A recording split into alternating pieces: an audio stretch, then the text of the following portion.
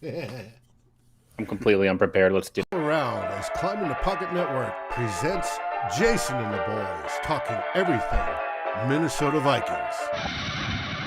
Watch the countdown timer. Away we go again. Lost like I'm lost on purpose. If found, please return to. Girl, don't you know I'm lost on the road. I've been here before when I get home, Girl, don't you know I'm lost on the road. I've been here before when I get home, My vision blurry, I'm paying the cost. I'm not enough. In fact, it's even better when you're not involved. When I miss your call, I feel that I evolve. Cause as you mentioned, I am more dependent than a college student on their parents or an old person on their pension. Not to mention, when you hit me on WhatsApp without attention, and a bad booty bitch watch, then she looks tempting. Look, my Achilles heel is when I say what I feel, you say, baby, come home, and I don't think that I will, cause all this motherfucking stress is gonna get me killed. Girl, don't you know I'm lost on the road. I've been here before when I get home, Girl, don't you know I'm lost on the road. I've been here before when I get home, Huddle around as Climbing the Pocket Network presents Jason and the boys talking everything Minnesota Vikings. No, I can't play these games. No, you can't disrespect and call me names. Sending me signals like you about to switch lanes. Well, go on, do your thing. Go on, do your thing. I mix champagne and propane, get lit. I'm trying to forget all the things that you said, all the things that we did. Girl, don't you know I'm lost on the road. I've been here before when I get home, Girl, don't you know I'm lost on the road. I've been here before when I get home,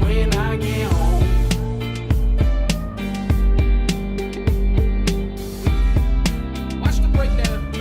And I get home when I get home.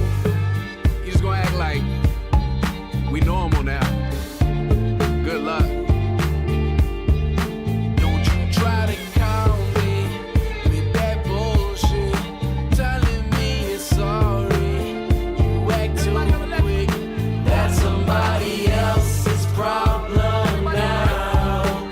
You're somebody else's problem now. Don't you try to call me with that bullshit, telling me you're sorry. You act too quick. That's somebody else's problem now. You're somebody else's problem now.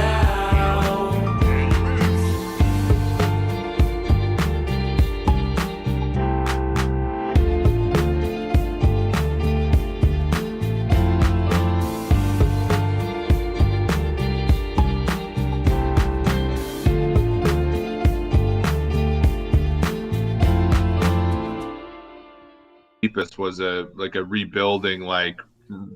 We're right recycling the into roster show. here. What's up, everyone? Welcome to Climbing the Pocket, CTP in the Huddle. You got your man, Flip Mazzi. You got Eric from PFF joining us. Always a pleasure. And, of course, wide receiver one, Myles. How are you, What sir? up? Good. Had to give my son a bath tonight, so I'm a little unkept tonight. But that is what I it is. hear you. Eric, is PFF ready for this free agency madness that everyone's calling it? Yeah, man. I mean, we have shows lined up all week next week. I'll be in the office, for more than just the 2 times a week for the first time in God knows how long. This is an exciting time. I think I was talking this over with my boss, and I think what's nice about this year's free agency and what's going to be nice about the draft, I think there's anything short of a meteor, we're having the season in 2021. Whereas everything last offseason, as fun as it could have been, there was always the cloud, right? The draft weekend was really fun, and it was, I thought, really well done by the league. and you sort of come up for air, and you're like, oh my God, we don't have sports for for months after this. We don't even know if these players are even going to play in the fall. And I think whether it be the vaccine or just obviously we just played a season.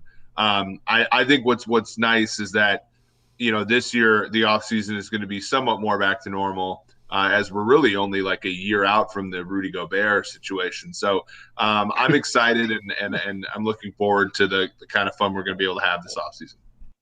Yeah, I hear you. Well, we're ready here in Purple Nation, Viking Nation.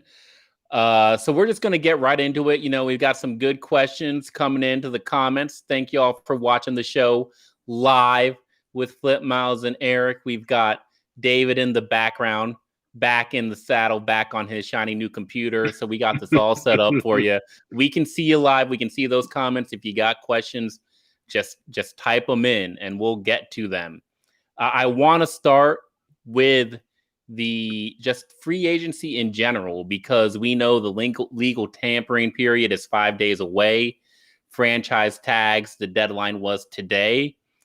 And so free agency is about to start with a new league year.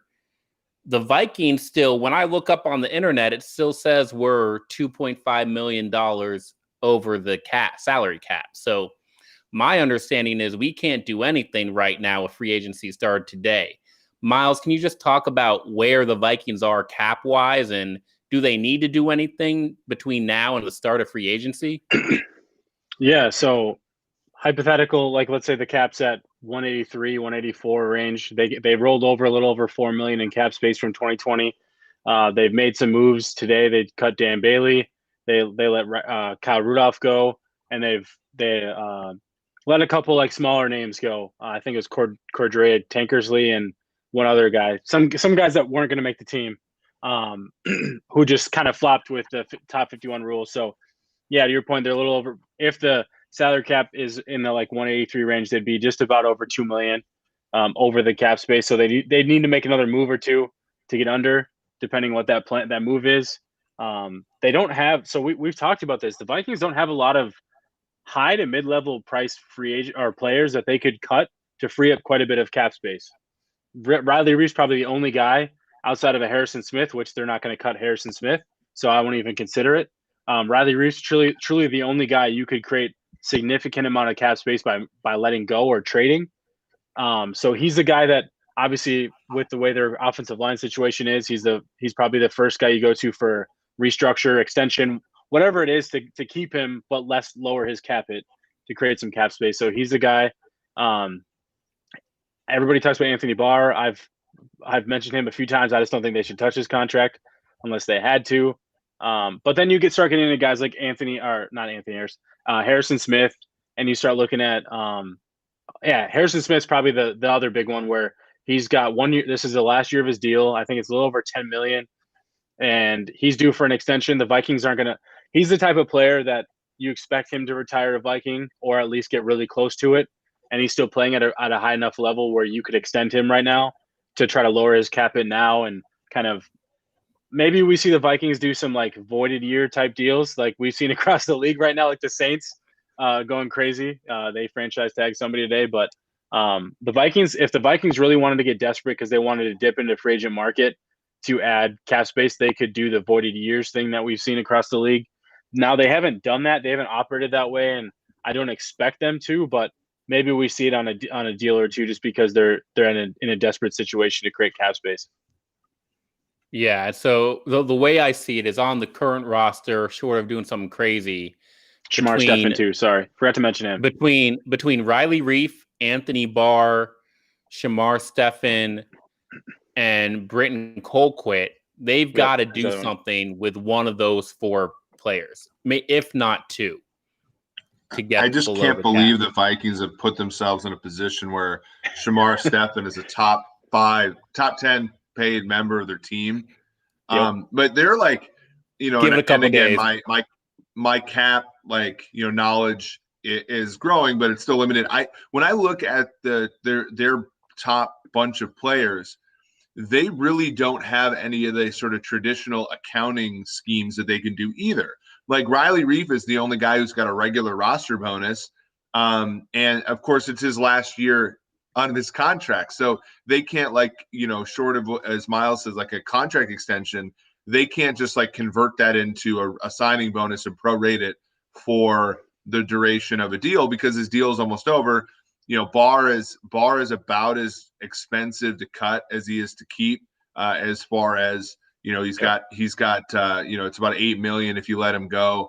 But there's about 7.5 of dead money if you let him go. So obviously that one, chopping his contract off, is probably the move that they, I think back to 2013 when the Vikings cut Antoine Winfield at the eve of free agency, so they could sign Phil Lodeholt. Like it would strike me as like sort of one of those moves where they've almost completely run out of an opportunity to do anything. And that's the last recourse they have. Obviously the big one is Kirk, and Kirk doesn't really have anything in the way of flexibility there, because all of his bonus is prorated out already. So it's a tough situation for the Purple for sure. Yeah. Well, and the one thing the Vikings love to do is they love to keep the flexibility on contracts. So as they don't want to have to touch certain contracts, like I've seen people, David mentioned Thielen and Harrison, or like an Anthony Barr. All those guys, like Harrison's the only one that truly is in line for an extension, but reworking an Adam Thielen or Anthony Barr contract just gives you less flexibility for guys that are hitting in their 30s. And that's something where you don't want to get into those situations where, let's say, one of them falls off a cliff in terms of play, and you can't get out of a contract without having to move them, eat a lot of dead cap, what have you. So you like to keep that flexibility as much as you can, because when you get into situations like where the Vikings are right now, when you have such a top heavy roster, you need to have some flexibility somewhere where you can create cap space without having to kill your future. And so the Vikings are in a really weird situation where, we expect the cap to spike with the new TV deal and those things. So you could probably take a little bit from future years to help yourself now, but you don't want to do it too much with mediocre average players. And I'm not calling Adam Thielen or Harrison Smith mediocre to average players, but an Anthony Barr is probably an average to an above average type player. A Riley Reese, an average to slightly above average player. Like, these guys, are they truly worth all of that, like, extension down the road, high dead cap hits, just for cap space now? I mean, that's the tough question. Well, it's hard though, because it doesn't necessarily jive with the Vikings' overall philosophy, which was, they're going to pay Kirk Cousins and we'll try to win. And Zimmer and Spielman are sort of not in a position where they can, take a year. Like, they're not in a position where they can finish fourth in the NFC North. Let's be honest. Like, and this would be sort of a perfect season to do that. Kirk Cousins' 2022 salary becomes guaranteed, like, on the third day of the league year. So, they're in a really tough spot. We were talking about this off air, where, like, they just don't have that many players that are. It's weird. They're in salary cap hell.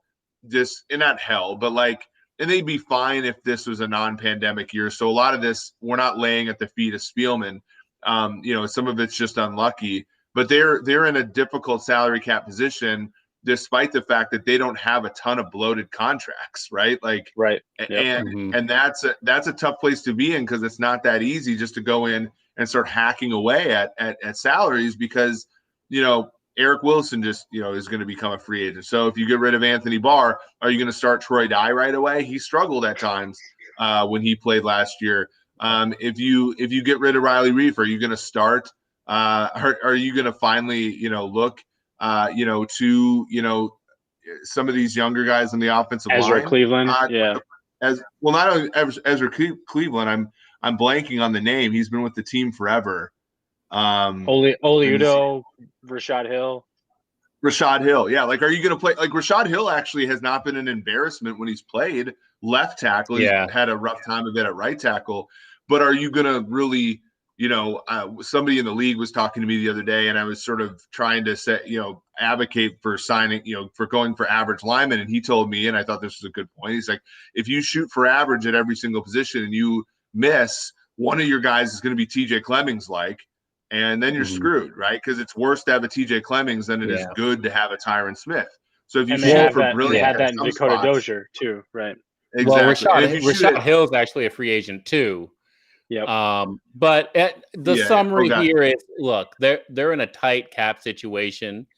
They're not the only team, like David said. About half of the league is in these tight cap situations where there's going to be pressure to get under the cap in the next 5 days. So, we don't know what the solution is. And, that's because we're just three fans trying to figure it out. But one of the best parts of the offseason is it's not so much trying to tell the Vikings what they should do. It's that, look, the moves they make over the next 2 months informs us as fans of how the Vikings view themselves. And so we're going to learn whether this is an approach to compete for 2021 or whether they're trying to build something around, this Clint Kubiak offense with Justin Jefferson, who's going to be here for a while, with Dalvin Cook, even with Kirk Cousins, who's guaranteed for the next 2 years. And it's going to be interesting. As everyone's saying all over the internet, there's going to be some unprecedented type of activity in the NFL. So Mary's right. This is going to be a crazy time. That said, the Vikings have made some moves. And number one, they decided to part ways with their kicker, Dan Bailey, saving $1.7 million against the cap. And we already talked about Kyle Rudolph. We don't need to talk about him again. So tell me, just like Dan Bailey, he's a kicker. Let's not spend more than 30 seconds on it, guys, because we got some questions coming in on the comments. But Eric, just tell me about the Dan Bailey cut. What do you think? For every other team in the NFL, kicker doesn't really matter that much. We know that, like if you even look, who is the kicker for the Tampa Bay Bucks? Wasn't it Ryan Suckup? Yeah. Ryan Suckup was cut by the Kansas City Chiefs, like the team they beat in the Super Bowl, so that they could have Cairo Santos. And then Cairo Santos was cut by the Chiefs for Harrison Butker. And now our buddy Greg Rosenthal, he has Cairo Santos as a top 100 free agent. Like kickers are the most oscillatory beings. Yeah. The only there's two constants in the NFL at the kicker position. Justin Tucker is going to be great, and whoever the Vikings have as kicker is going to suck. So like that's it. And we we had the situation with Gary, and Gary had, not only did Gary have a great year in 98, in 2000, the other year they made the NFC title game, he only missed one kick. It was a block kick against Tampa. Like, he had a great career. Since then, and then Longwell had a great career. Longwell had low-key an excellent career for the Vikings. Other than that, the kicker position and Fuad was decent, but Froderick broke his foot in like classic Vikings fashion. So and Blair was good, and Blair Walsh was good until until he wasn't anymore, right? And so, like, to me, I think the Vikings just need to, cheap out at that position, right? Like, bring in two kickers from the college ranks. Don't draft either one of them. That we know that's a disaster too. Just bring in undrafted free agents at the position and let them duke it out. And then, like, this is why drafting kickers is bad too. And it's also why signing kickers to long deals is bad. We saw, like, when Blair Walsh was a 6th-round pick, turned into a Pro Bowler, he had like an okay year in 13, a kind of a bad year in 14, decent year in 13, brilliant in 12. Going into the 15 year, they signed him to an extension to try to, like, it was sort of like let's get married, or let's have a kid to save the marriage type of thing, right? And then of course he's terrible for 2015, but they can't, like, get rid of him because they just signed him to a deal. And then it takes halfway to 2016. They'd probably make the playoffs in 2016 if they would have cut Blair Walsh after week 1. He was a nightmare against Tennessee week 1 that year. They should have just cut him. He was bad. And the same thing, like, and they learned from that to some degree when they drafted Carlson, and then they cut him after week 2. Like, they were more pragmatic that way. But then Carlson actually has talent, so he goes somewhere and actually has some success. So what you have to do if you're the Vikings, you just know you're going to be a nightmare at the position. only put relatively low amounts of investment there and just cut guys when they suck. Like that's how the Vikings have to go about it. If I know our kicker's name at the start of the year, then we have failed. Like, I don't want to have ever heard of this guy before. I want him to trot out there during the first preseason game and be like, okay, let's see if he can kick. Yeah. And hopefully it's kind of like linemen. It's kind of like linemen in that way. If you hear their name, it's a bad thing. Yeah. And if it inspires the Vikings to go for more fourth downs in the intermediate part of the field, we know they're a good offense.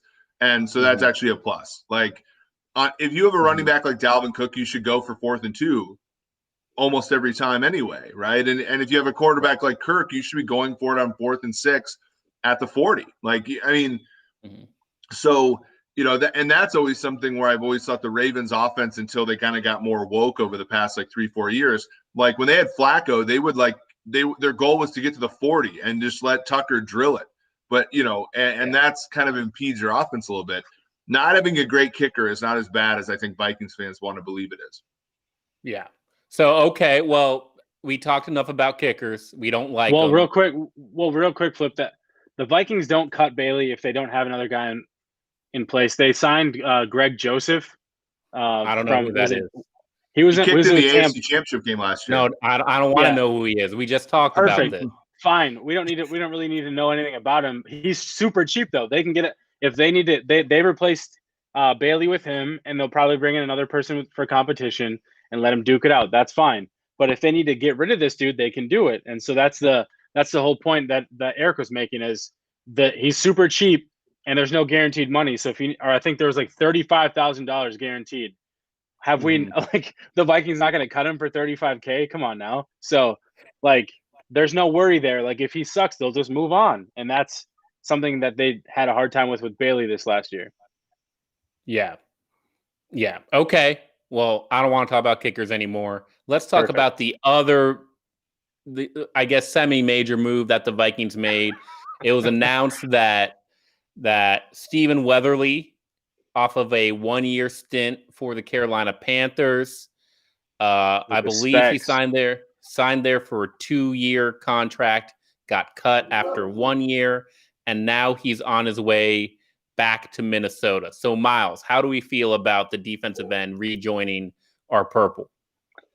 I mean, I think it's a solid move. I think familiarity is really important in the NFL that I think people misinterpret. I think getting a guy that knows your defense, he knows I'm assuming knows his role going into the season. I think that's important. He's got a relationship with Andre Patterson, and he's also shown signs of and flashes for you. He's done well for you at times. I think the expectation won't be for him to be an every down type of starter. He's not the type of player that you should be relying on as like an Everson Griffin type of player. Like, I'm not going to say Danielle Hunter because Danielle Hunter is an elite level player right now, but like Everson Griffin level in terms of like where Everson Griffin is now. Like, you're not asking him to be a 3-down player. You're asking him to be a situational pass rusher who, hopefully can do some things in different levels for you. But at the same time, I look at this situation. I don't know I think the Vikings were trying to hedge their bets of choosing between Stephen Weatherly and Ifeadi Odenigbo. Now they might choose both, but with the amount of money they paid Stephen Weatherly, it at least put them in a line of, hey, we can at least afford one quote unquote vet pass rusher to make sure that we're not without one going into the draft. Because we have DJ Wanham and we have Danielle Hunter coming off the neck injury, and then there's nobody else. So it's the plan was to always go after a veteran pass rusher. Now, it probably shouldn't stop them from going after another one, but at least it puts someone in place that that you can put in the rotation if you need to. Okay, so right now, because the question is like, what is Stephen Weatherly? How much does he play? So right now, you got Stephen Weatherly, you got Ifeadi Odenigbo, you got DJ Wanham. Who's the starter? Or is it none of those guys? Is it a free agent or a draft pick? Who's starting across from Danielle Hunter? I think it has to be probably Odenigbo right now. He was more productive last year. Some of the stuff I've been working on with the NGS data, like Weatherly was not like particularly good at getting off the football last year even. So when you're looking at like actual, miles per hour off the ball, like Adenabo is better. I know Zimmer. So, but here's some positivity, I think, for Vikings fans. Like Zimmer does a really good job of, like, if you look at players like sort of on a graph and like you look at like how fast they get off the ball versus how much pressure they generate, Zimmer always gets more pressure out of players than you would expect from how athletic they are or how fast they get off the football. And Danielle Hunter, by the way, is no exception. Danielle Hunter doesn't get off the ball necessarily as fast as other players who are as elite as him. So I think Weatherly, what ended up happening, which this is partially due, like this is a Belichickian thing that Zimmer does. Weatherly looked good in Minnesota because Zimmer schemes a lot of great stuff. He goes to Carolina and stinks, comes back home, right? And he'll probably have some production there. And so, he might surprise. I was very unimpressed with him in Carolina, but that doesn't mean he can't be a productive player for Minnesota, and especially at the price point that got him at. That's a good sort of thing. To me, the Vikings really have to figure out the Hunter thing, and to me that's a huge deal. As far as, to me, that getting under the cap is more about Hunter than I think about anything, because you have to probably, it's at what, 17 right now, 17 and a half. Yep. 17.25. That number's got to be 22 and a half or more for him to be happy. Because, you look at Shaq Barrett's going to get about that much. Even like somebody like Carl Lawson's going to be making more than Hunter after this whole thing's said and done. Like, if you want Hunter in Minnesota, and maybe they don't, maybe they want to trade him, but that opens up the can of worms you saw all of 2020. If you want Hunter back in Minnesota, he's got to be making a lot more money than he's making right now. Yeah. I agree, but I just can't get jazzed because all those extension moves are August timeframe moves, and this is just restructure season. Like, so if they were to announce something with Danielle Hunter right now, I'd be very skeptical because it's not going to be the dream extension he's looking for. It's not going to be extension that Brian O'Neill's probably looking for either. So, and that is really just like restructure to get under rather than like reward type extensions that get handed out later on in the year. But they should have a plan there, and I hope it's to keep Danielle Hunter for sure, because I'm not trying to go Fadio Denebo and DJ Wanham starting at defensive end. Even Weatherly. I mean, you guys talked about this. You guys talked about this off air, but like the goal might just be to get a second round pick back, right? I know they lost the one. They moved back, a whole round for the Yannick Ngakoue trade. If Hunter's unhappy, and there's some reports that, if you look at some of the players who have left Minnesota over the past, 18 months or so, Mackenzie Alexander, irritated that Zimmer played him in that Week 17 game against the Bears. One of the reasons he went to Cincinnati for almost nothing. Xavier Rhodes, they wanted him back, and he was miffed by how much Zimmer made him play through injuries and things like that during the, what he thought the prime of his career was. Sharif Floyd was not treated well during his injury by Zimmer. Zimmer said a lot of defamatory things about him. And you look at how they handled the Hunter situation, it was a mess. Like they said, it's just this, it's just a tweak, it's just a this, it's just a that. And I think players are off put by that sort of thing. And, it might be irreconcilable between Hunter and the Vikings. And in which case, that's probably where you get your cap relief, is to trade him and to get a couple draft picks for him and just sort of rebuild the defense. But to your point, Flip, that means that the pass rush is going to be worse than we're used to. And it's, there's no end in sight unless they draft one of these guys, with 14 or later. So let's get to the questions in the comments. And I don't want to speculate that much on the Danielle Hunter situation, because I actually think the Vikings handled it pretty well. They were always trying to see if he could come back. It's not that too dissimilar from how they handled Nick Easton when he was eventually announced out for the year, going through preseason. and the start of the year. And Danielle Hunter never played a snap. He was never asked to play a snap. He was never asked to suit up. So they were just trying to assess their options. And when things quickly went south during the start of the year, where they could have said he's still going to come back mid-year, they correctly decided to shut him down. They panicked and traded for Unique Ngakoue. The situation with Danielle Hunter is purely financial. I can't assume or speculate that there's any bad blood there. It's so much different from how Xavier Rhodes just started sucking and his head coach called him out on it.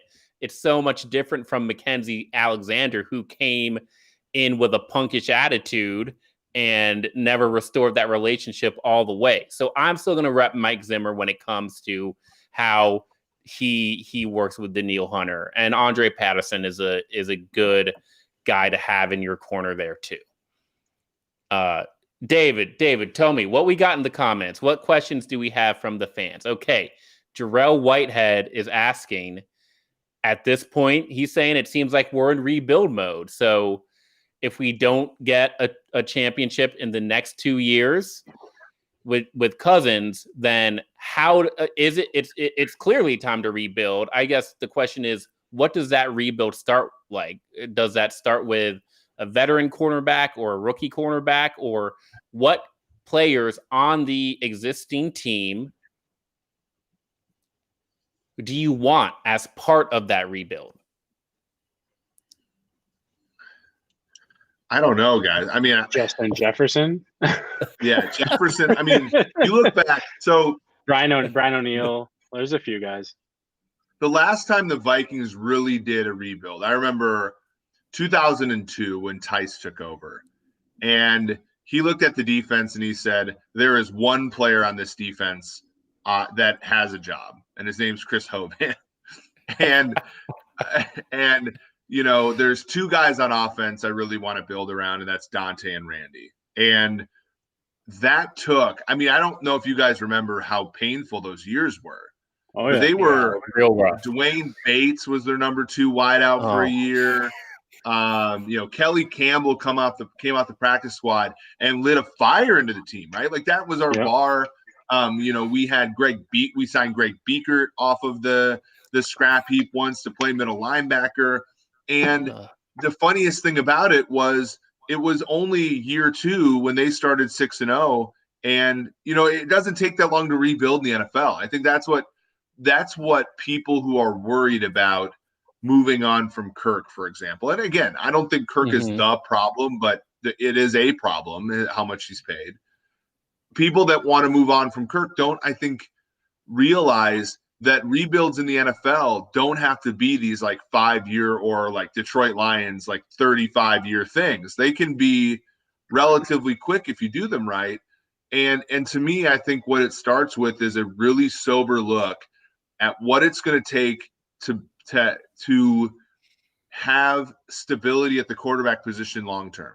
Because if that person's Kirk Cousins, that number is always going to be pretty big, right? Like, because Kirk's never going to play bad enough where the Vikings are going to want to keep him, you know, or bad enough where the Vikings are going to want to keep him, but not at a high price. Like if he plays like he did a season ago, he's going to warrant big money, but that big money is always going to get in the way. But at the same time, if you keep him around for this year, his salary is guaranteed for the following year. And so if you draft somebody like Trey Lance, let's say they move up in the draft and take Trey Lance or Mac Jones or Kellen Mond in the back half of the first round or something like that, that player's not playing for 2 years, right? And so like it's really tough. Like the rebuild makes a ton of sense, but at the same time doesn't make that much sense.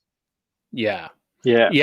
It starts with quarterback, and the reason it's so hard to see past Kirk Cousins right now is because the Vikings have never given themselves any type of look with a different quarterback. So we don't even know what it would look like with a rookie. You know, the Eagles, whether they are right or wrong, when things fell apart, they were still able to give Jalen Hurts a look. The Dolphins went out of their way. They were winning with Ryan Fitzpatrick, and they still decided to give Tua a look because they had drafted him. So when somebody says rebuild to me, it's like, let's try to see what a quarterback looks like. And chances are he's not going to be better than Kirk Cousins, but at least you've educated yourself on the value that Kirk Cousins actually provides.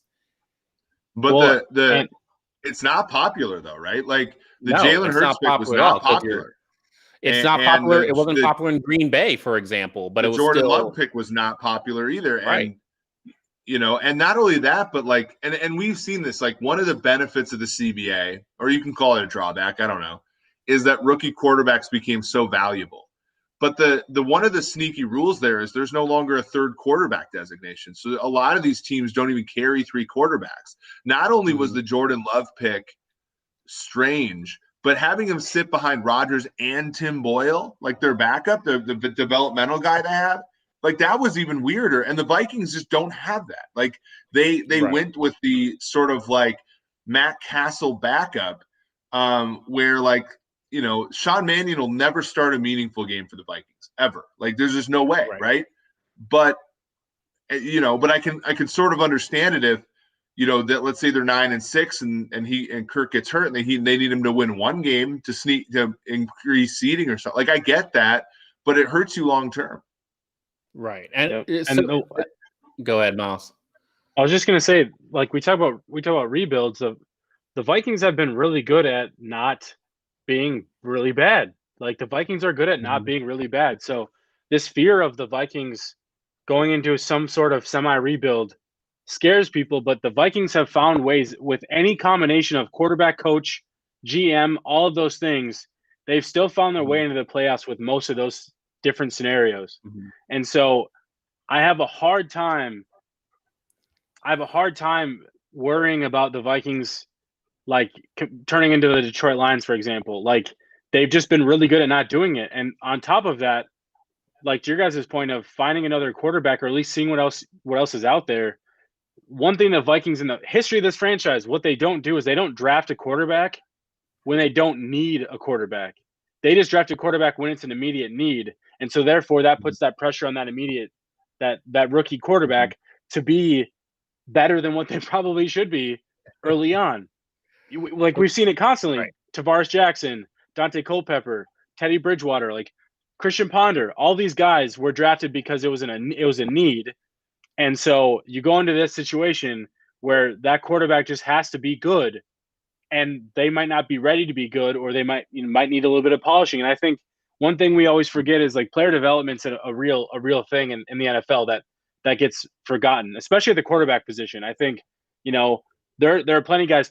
Tua is a perfect example of it. Felt like he was ready. Maybe the injury held him back a little bit, but some of these guys, they just need a little bit of time to see if they can be something. And what better way to do it than drafting a guy for the Vikings right now? Draft a guy right now, see what he has in preseason, practice, all those things. And if you want to trade Kirk Cousins next year because you saw enough from this guy now, you have a plan in place for the future. But if they go into the situation where they're like, oh, we don't want to hurt Kirk Cousins' feelings or whatever, then they just stop drafting a quarterback. Kirk Cousins continues to push down the line, his contract. He goes into 2022 with all the leverage in the world. And they're like, well, what do we do at quarterback for the future? And it's like, do we just keep paying Kirk, or do we wait to let him go and draft somebody? So again, the cycle, they put themselves in this weird cycle where they don't plan for a quarterback. And it's really tough. So yeah. Well, and Steven, who cares if they bring back Sean Mannion? That doesn't fucking matter. It really doesn't.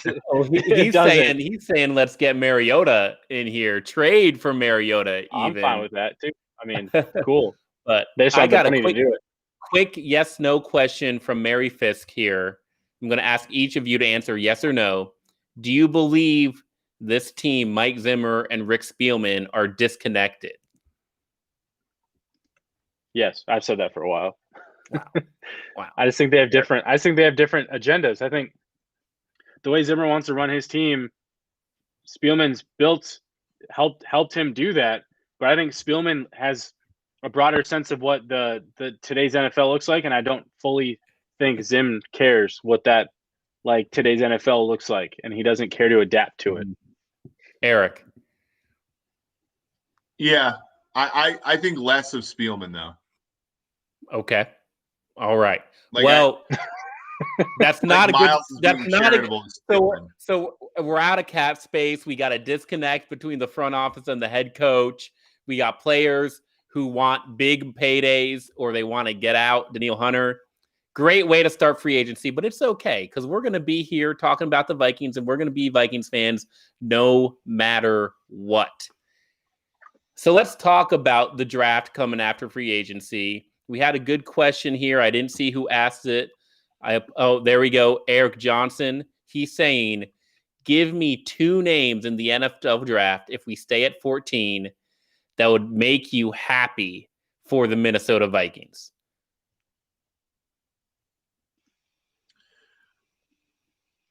Trey Lance. Myles. Myles saying Trey Lance. Okay, number 1, the quarterback. Who else, Myles? Come on. I mean, any of the top wide receivers, if they fall, I think we've talked about this a lot, Flip. The Vikings not just planning for a potential Adam Thielen drop off or what have you, and planning for that position in the future, but also if they really want to make an impact in 2021, offense is going to be the way they do it, because I think if they keep Hunter, they keep some of the defensive core back.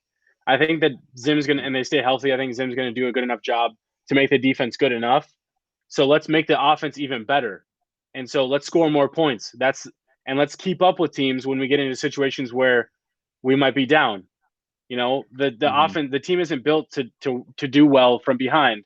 Well, if you add extra weapons and guys that can create, that'll only help you score more points. So I think, you know, adjusting the offense to philosophy a little bit to adhere for another receiving threat would be important, I think.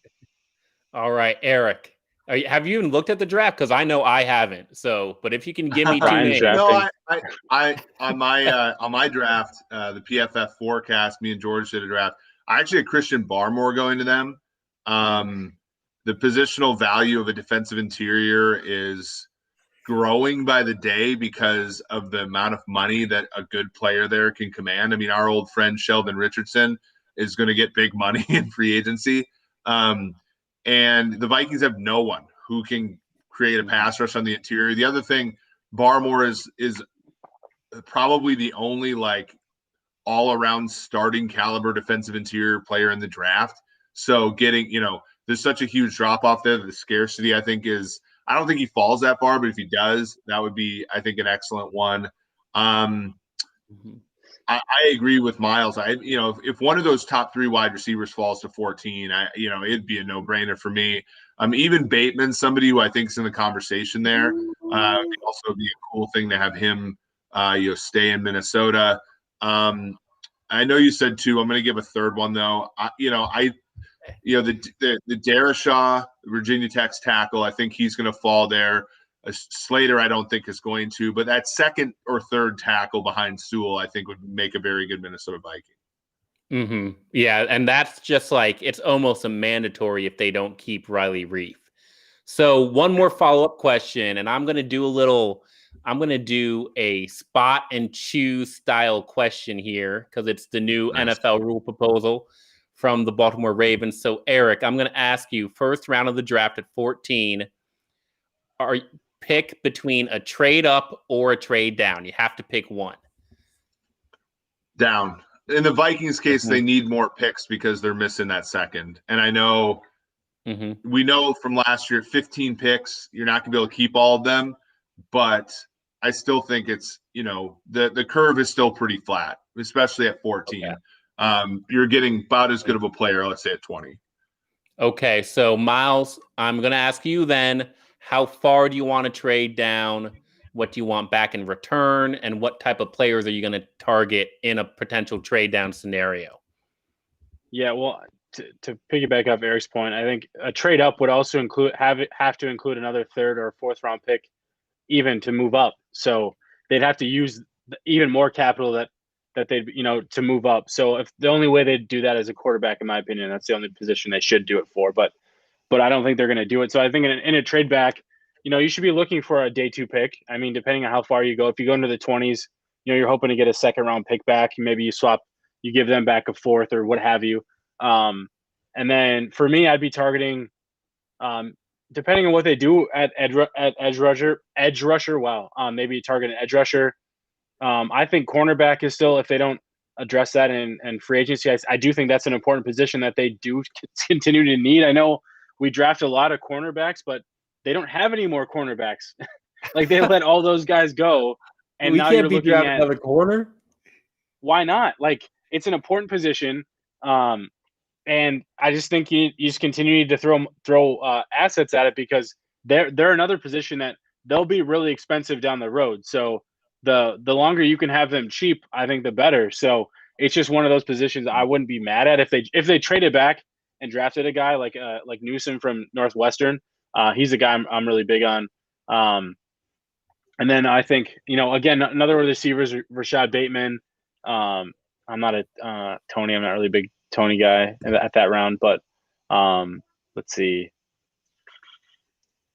Sure, Steven. Vera Tucker, I suppose. Vera Tucker would be a good pick for the Vikings. Trade back and take him. I think that'd be fine.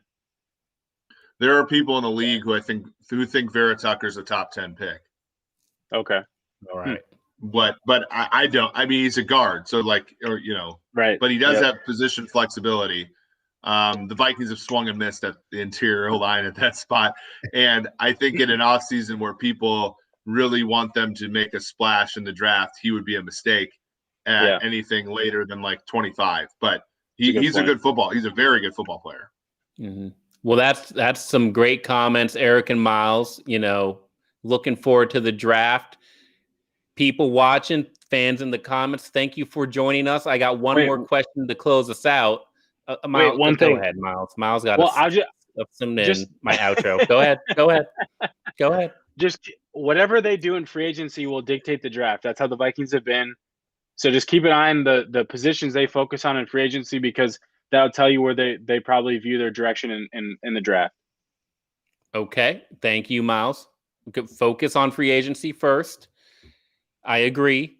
So let's talk about not only the questions, because we got some great questions. I hope y'all enjoyed watching. We gave you some free agency content. We gave you some draft content. Eric and Myles are going to close out the show by just naming one dream free agency fit for the Vikings for you to take with you as we head into this wild week of free agency. Eric, who you got? Oh man, that's a good question.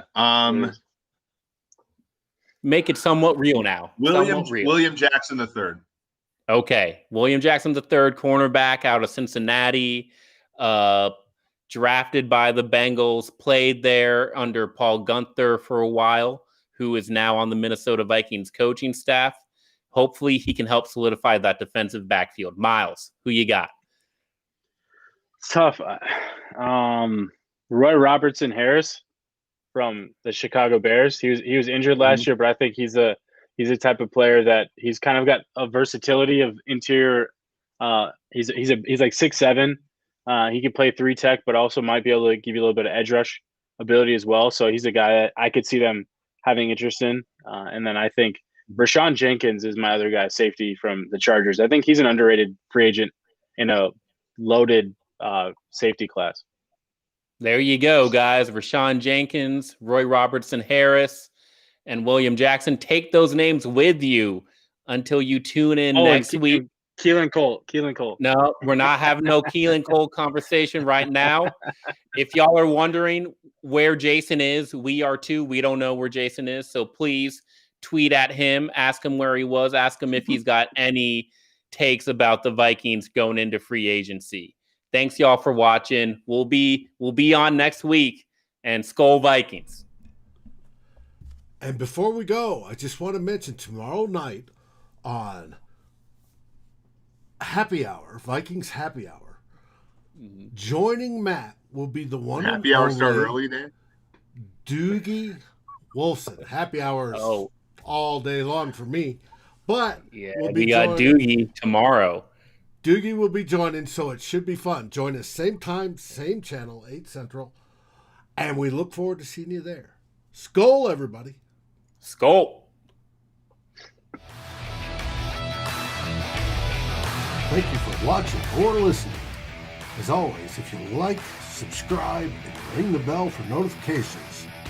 And if you're listening to the podcast, please rate us on your favorite aggregator. Skol, everybody.